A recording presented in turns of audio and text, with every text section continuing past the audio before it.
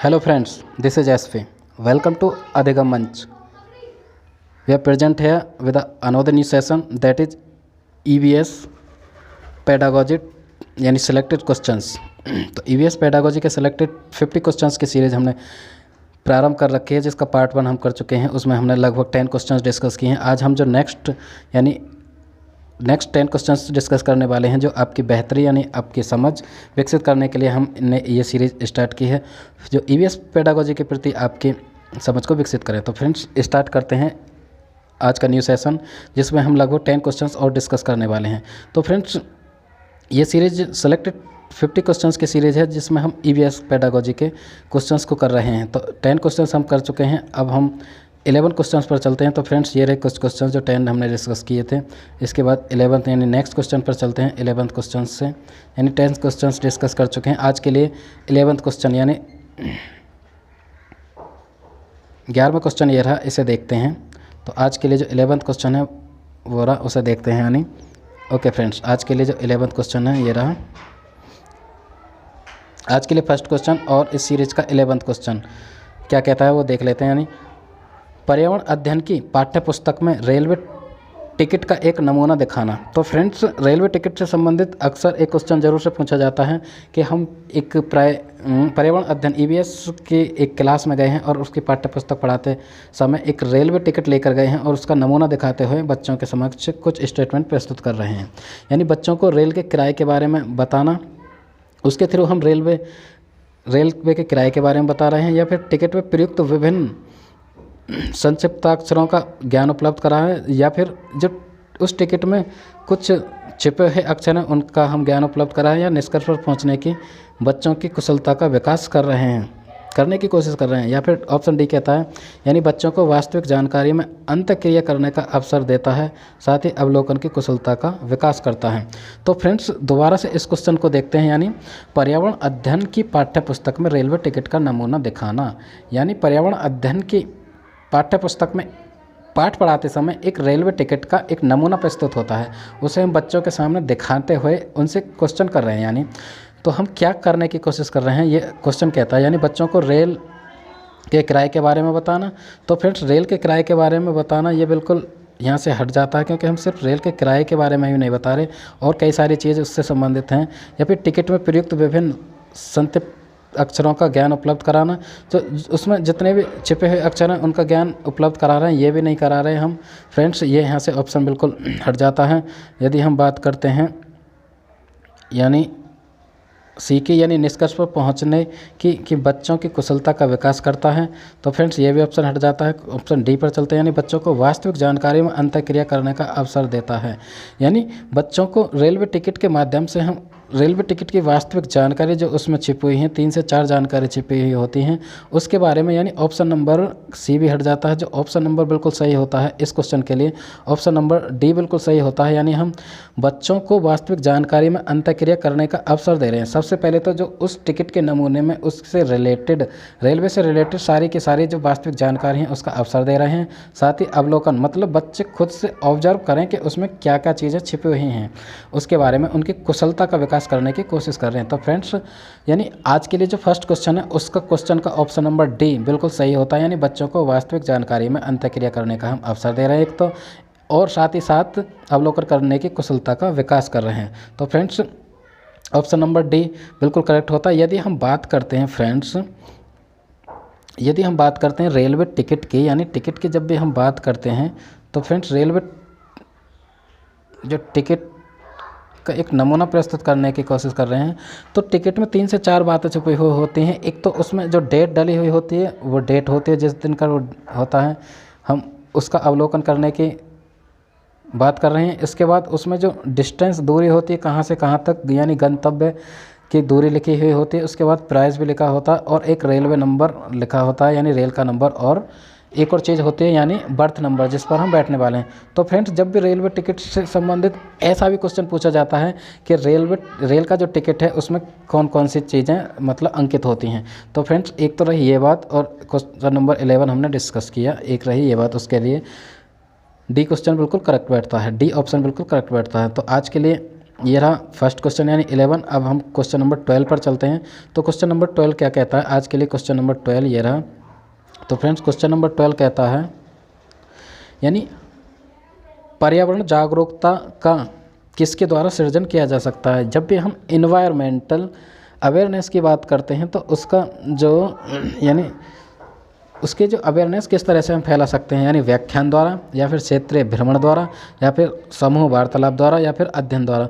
तो फ्रेंड्स जब भी हम अध्ययन की बात करते हैं तो किताबी अध्ययन, अध्ययन से मतलब यानी हम किताब पढ़ा रहे हैं तो किताब से जब भी हम इन्वायरमेंट यानी ईवीएस अवेयरनेस की बात करते हैं, किताबों से बच्चा बहुत कम सीखता है, समूह वार्ता से भी बहुत कम सीखता है। और यदि हम क्षेत्रीय भ्रमण की बात करें तो क्षेत्रीय भ्रमण से भी सीखता तो है, लेकिन हम यहाँ पे व्याख्यान से बात करते हैं। यदि हम व्याख्या करें या फिर पर्यावरण जागरूकता की बात करें तो इसके लिए ऑप्शन बिल्कुल सही होता है, क्योंकि पर्यावरण के प्रति हम बच्चों को अवेयर कर रहे हैं तो उनके लिए क्षेत्रीय भ्रमण कराएं, यानी क्षेत्र में जाकर यदि हम भ्रमण कराते हैं तो बच्चे पर्यावरण के प्रति ज़्यादा जागरूक होते हैं। पर्यावरण यानी हमारे परिवेश से संबंधित उनके बारे में वो खुद से अवलोकन करते हैं। यानी एक्सप्लोरेशन की तो बात ईवीएस हमेशा से कहता है कि बच्चों को खुद से करके सीखने पर जोर दिया जाए और बच्चे बेहतर समझ पाएँ। यदि हम क्षेत्रीय भ्रमण की बात करें तो क्षेत्रीय भ्रमण से बच्चे बहुत बेहतर तरीके से सीख पाएंगे। तो यहाँ के लिए जो ऑप्शन बिल्कुल सही बैठता है, बी बिल्कुल सही बैठता है, यानी क्षेत्रीय भ्रमण द्वारा बच्चों में अवेयरनेस फैलाई जा सकती है। फ्रेंड्स तो क्वेश्चन नंबर 12 के लिए यह रहा ऑप्शन नंबर बी बिल्कुल करेक्ट।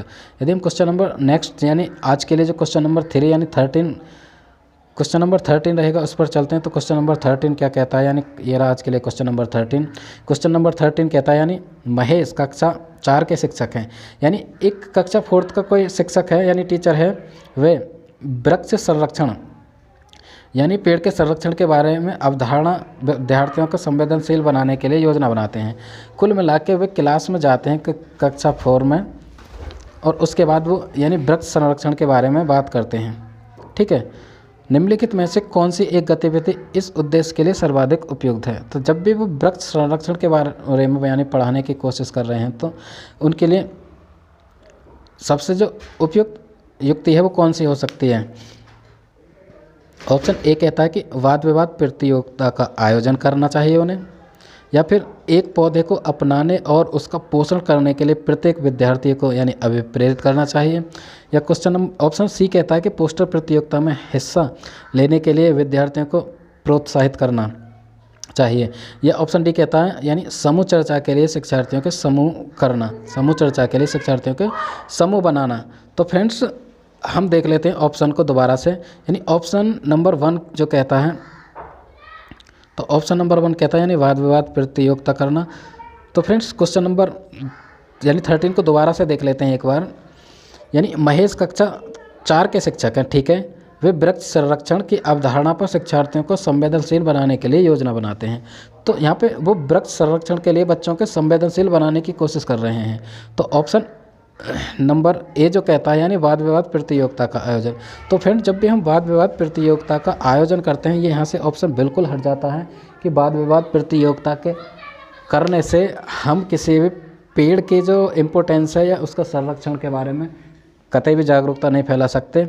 हम बात करते हैं यानी ऑप्शन नंबर सी की यानी पोस्टर प्रतियोगिता, तो ऑप्शन यहाँ से ये भी हट जाता है, यानी पोस्टर प्रतियोगिता से भी इस तरह का कोई संवेदनशीलता नहीं विकसित होती। यदि हम बात करते हैं यानी डी समूह चर्चा, तो समूह चर्चा से ऐसा नहीं, क्योंकि हम यहाँ पे कोई भी एक जो हमारा कंटेंट है उस पर हम डिस्कशन नहीं कर रहे, क्योंकि समूह चर्चा यहाँ पे नहीं हो सकती।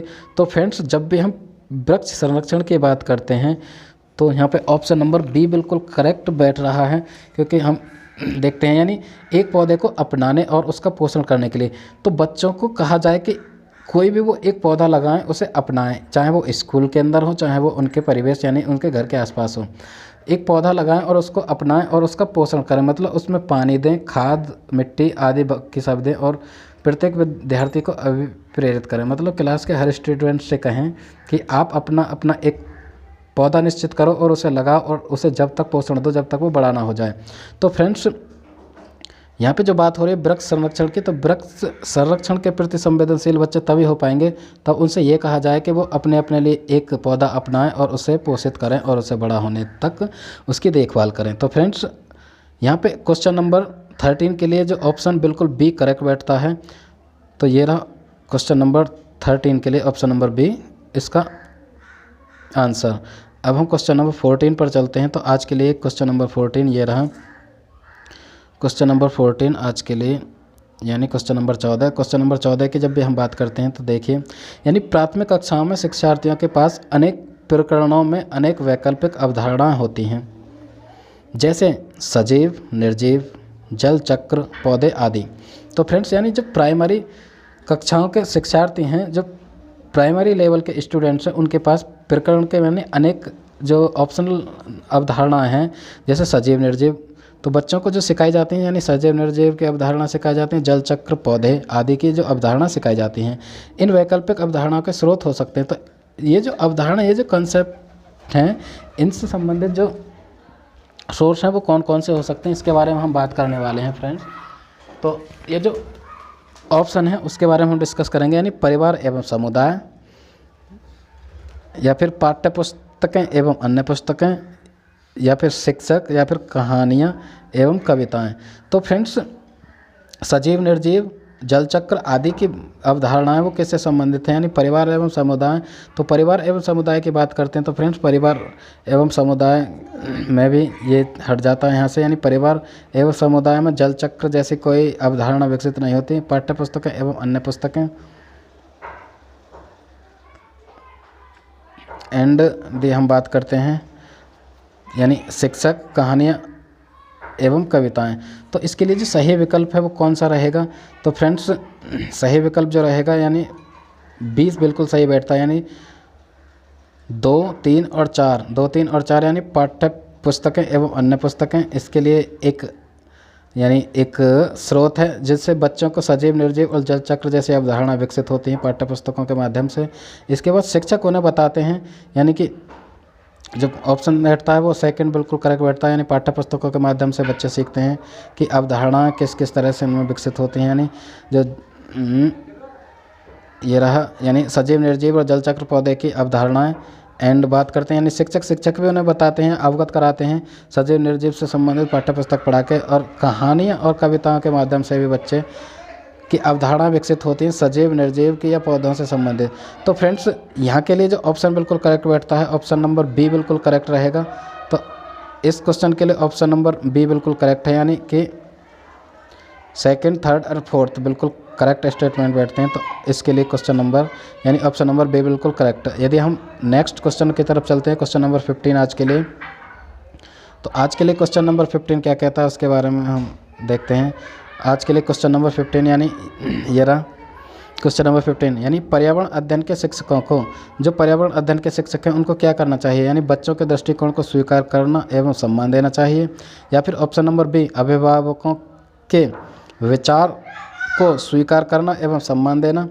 यानी पर्यावरण अध्ययन का एक टीचर है, यानी ईवीएस का एक टीचर है, उसे क्या करना चाहिए, ऑप्शन ए जो कहता है बच्चों के दृष्टिकोण को स्वीकार कर लेना चाहिए और उनका सम्मान करना चाहिए। तो ये ऑप्शन भी लगभग सही बैठता है। यदि हम बात करें बी की, तो यानी अभिभावकों के विचार को स्वीकार करना और उनका सम्मान करना।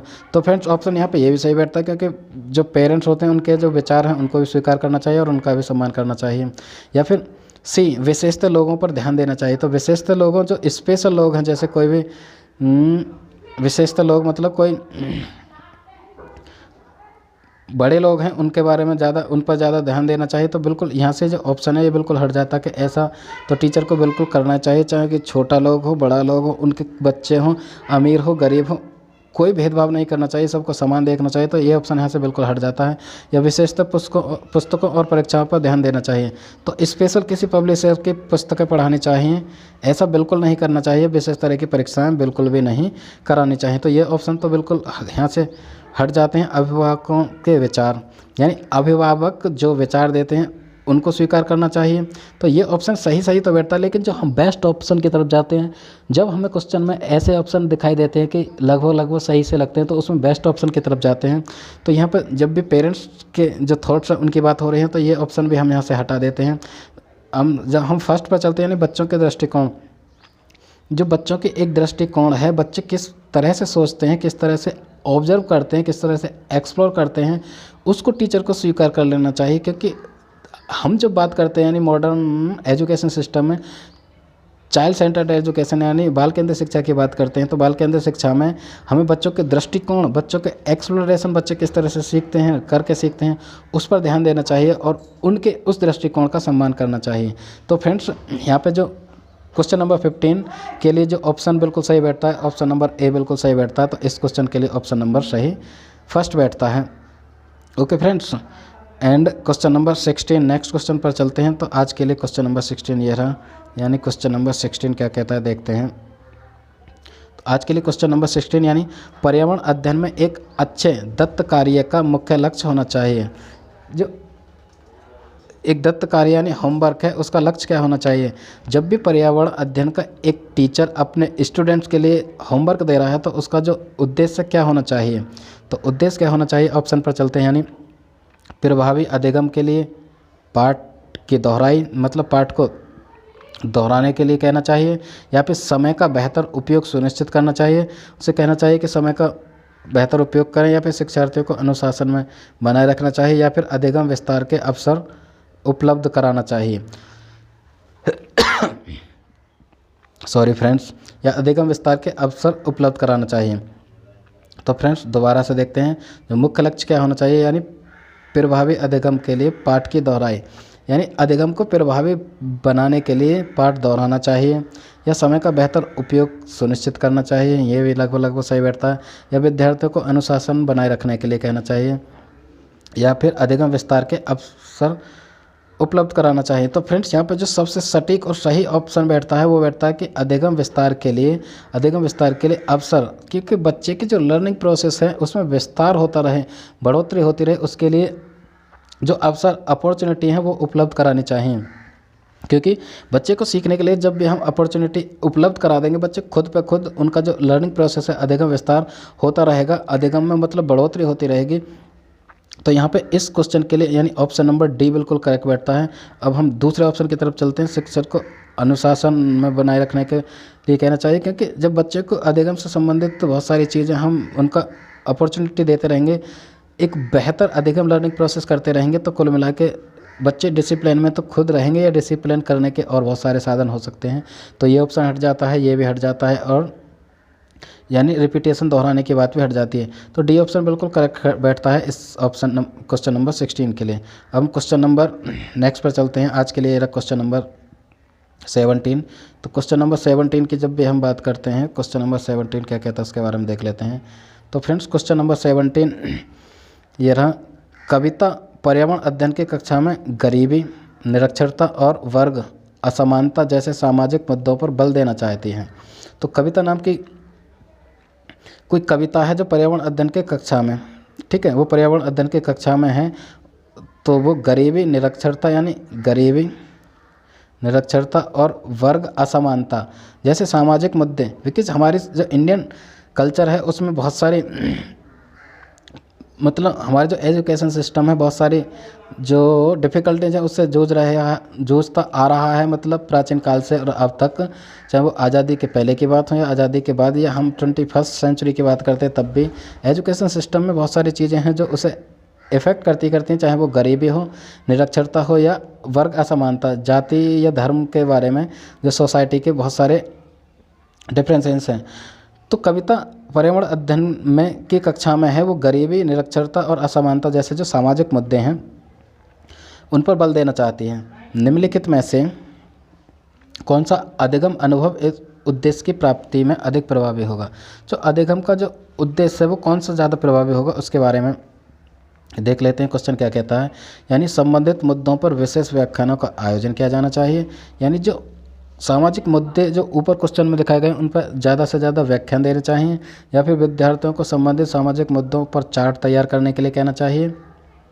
ओके, यह सी ऑप्शन कहता है यानी विद्यार्थियों को संबंधित जानकारी एकत्र करने और उनका विश्लेषण करने के लिए सामूहिक परियोजना लेने के लिए कहना चाहिए, या फिर शिक्षार्थियों को संबंधित मुद्दों पर स्लोगन लिखने के लिए कहना चाहिए।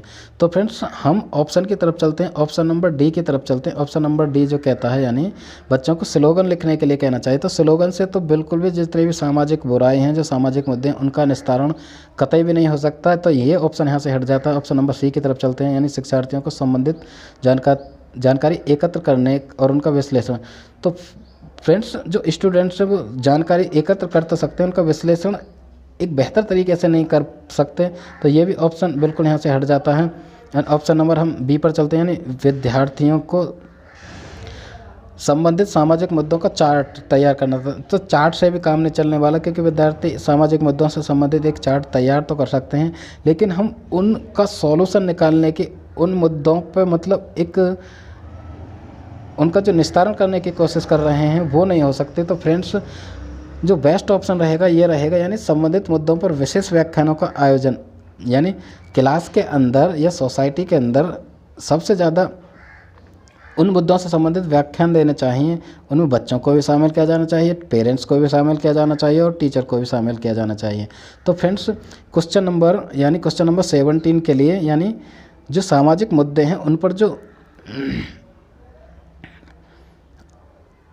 उनका जो निस्तारण करने की कोशिश यदि सही से की जाए, ये बच्चों को संवेदनशील बनाया जाए उन मुद्दों से, यानी उन मुद्दों से अवगत कराया जाए, अवेयर कराया जाए, तो सही ऑप्शन बैठता है, मतलब उन मुद्दों से संबंधित विशेष व्याख्यानों का आयोजन करना चाहिए। Option number A question number 17 के लिए बिल्कुल करेक्ट बैठता है। ओके फ्रेंड्स, हम बात करते हैं यानी क्वेश्चन नंबर 18। तो आज के लिए ये रहा क्वेश्चन नंबर 18। क्वेश्चन नंबर 18 की जब भी हम बात करते हैं तो देखते हैं, यानी ईवीएस कक्षा में सामाजिक असमानताओं यानी कि सोशल डिफरेंसेस की बात हम करते हैं। सामाजिक असमानताओं पर अधिक बल देने के लिए निम्नलिखित में से कौन सा अधिक प्रभावी अधिगम अनुभव होगा। तो फ्रेंड्स लास्ट क्वेश्चन में भी यानी सोशल जो डिफरेंसेस हैं या सामाजिक मुद्दे हैं उन पर जोर डालने की बात की गई है, और ईवीएस कक्षा में यानी सामाजिक असमानताओं पर अधिक बल देने के लिए जो सबसे ज़्यादा प्रभावी अधिगम होगा वो कौन सा होगा, इसके बारे में हम देख लेते हैं।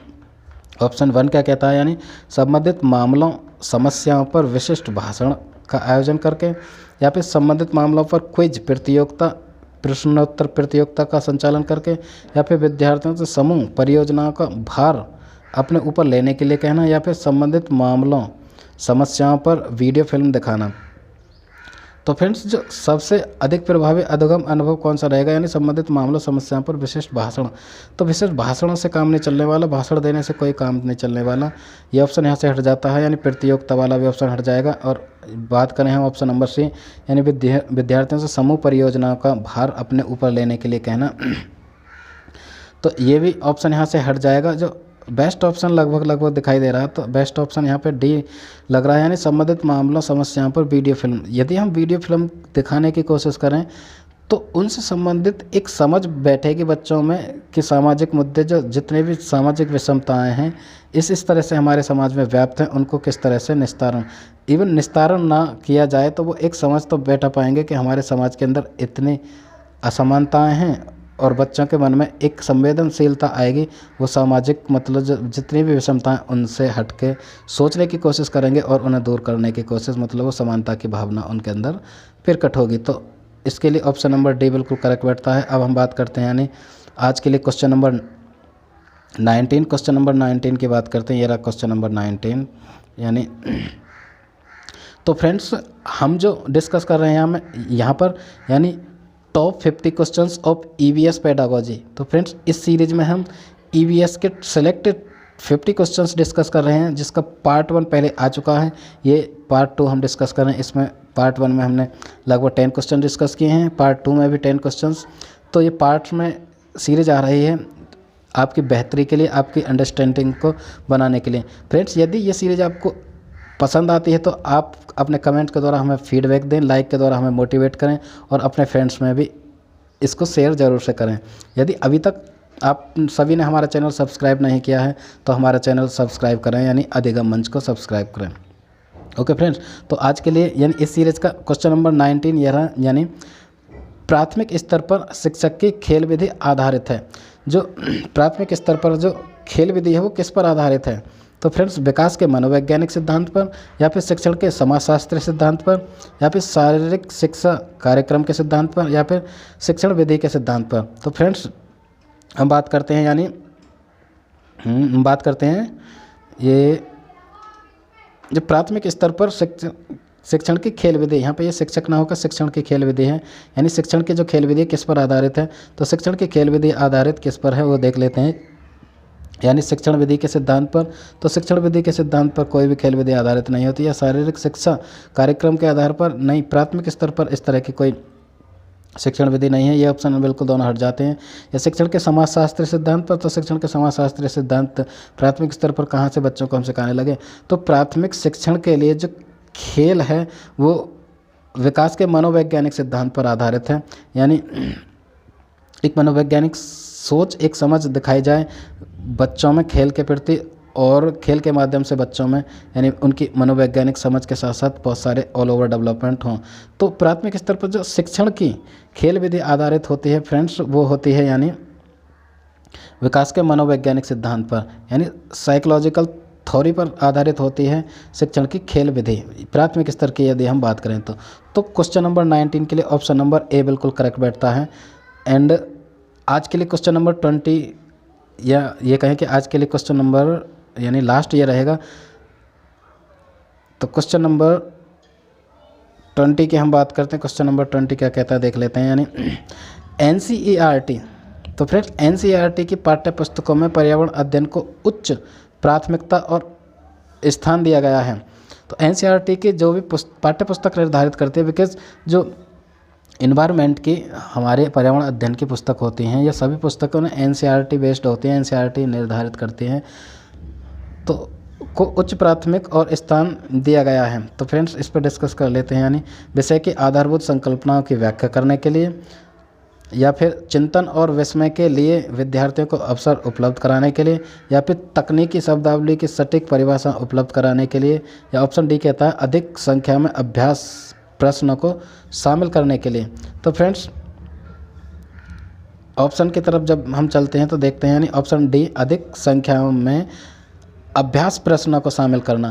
तो NCERT द्वारा जो EVS की पाठ्य पुस्तक निर्धारित की गई है उच्च प्राथमिक या प्राथमिक स्तर के लिए, उच्च प्राथमिक की बात कर रहे हैं, तो अधिक से अधिक प्रश्नों का अभ्यास कराने के लिए तो बिल्कुल भी कतई भी कोई बात नहीं करती। यानी NCERT हो चाहे कोई भी हो, ठीक है।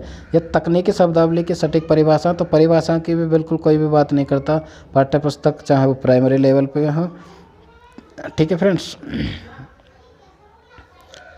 एंड यदि हम बात करें, यानी NCERT की पाठ्य पुस्तकों में पर्यावरण अध्ययन को उच्च प्राथमिकता दी गई है, यानी किसके लिए, तो फ्रेंड्स ये भी हट जाता है। यदि हम बात करते हैं चिंतन और विस्मय के लिए शिक्षार्थियों को अवसर उपलब्ध कराना, तो ऑप्शन नंबर बी बिल्कुल करेक्ट बैठता है। यानी चिंतन और विस्मय के लिए शिक्षार्थियों को अवसर, मतलब उनकी जो थिंकिंग है उसके लिए, और उसका विस्मय मतलब उनकी जो एक फैंटेसी, एक कल्पनाशीलता या क्रिएटिविटी है, उसके अपॉर्चुनिटी उपलब्ध कराने के लिए बिल्कुल NCERT वेस्ट जो बुक है वो अवसर प्रदान करती हैं विषय की आधारभूत संकल्पनाओं की व्याख्या करने के लिए। तो विषय की जो आधारभूत संकल्पना क्योंकि अभी संकल्पना के आधारभूत व्याख्या करने के लिए नहीं कहता, सिर्फ एक चिंतन और विस्मय के लिए शिक्षार्थियों के लिए अवसर उपलब्ध कराना, क्योंकि बच्चे यदि चिंतन कर पाएंगे और विस्मय कर पाएंगे तो वो किसी विषय के प्रति आधारभूत संकल्पना खुद से खुद प्रस्तुत कर पाएंगे। तो फ्रेंड्स यहाँ पे ये क्वेश्चन नंबर 20 के लिए ऑप्शन नंबर बी बिल्कुल सही बैठता है। ये रहा क्वेश्चन नंबर 20 का ऑप्शन नंबर बी बिल्कुल करेक्ट, यानी चिंतन और विस्मय के लिए शिक्षार्थियों को अवसर उपलब्ध कराना। तो फ्रेंड्स ये रहा, यानी top 50 questions of EVS pedagogy. तो EVS पेडागोजी के जो सिलेक्टेड 50 क्वेश्चंस की सीरीज कर रहे हैं उसका पार्ट 2, जिसमें हमने दोबारा से यानी 10 क्वेश्चंस डिस्कस किए। इससे पहले जो हमारा पार्ट बना चुका है उसमें भी 10 क्वेश्चन डिस्कस किए। तो फ्रेंड्स ये था पार्ट 2, इसमें 10 क्वेश्चन डिस्कस किए, तो लगभग हमारे 20 क्वेश्चन डिस्कस हो चुके हैं। इसी तरह से ये सीरीज कंटिन्यू चलती रहेगी। इसमें 50 क्वेश्चन, सिलेक्टेड 50 क्वेश्चन आपकी अंडरस्टैंडिंग को बेहतर बनाने के लिए हमने ये EVS पेडागोजी की सीरीज़ शुरू की है। तो फ्रेंड्स यदि ये आपको अच्छी लगती है तो अपने फ्रेंड्स के साथ ज़रूर से ज़रूर शेयर करें, क्योंकि ये सीरीज़ आगे कंटिन्यू रहेगी। और यदि आपको अच्छी लगती है हमारे चैनल को लाइक करें, सब्सक्राइब करें और अपने फ्रेंड्स को सब्सक्राइब करने के लिए दें, और फीडबैक देने के लिए हमें कमेंट करके ज़रूर से बताएं कि आपको सीरीज़ किस तरह की लग रही है। ओके फ्रेंड्स, तो हम इस सेशन को यहीं वाइंड अप करते हैं। Thanks for watching, that was S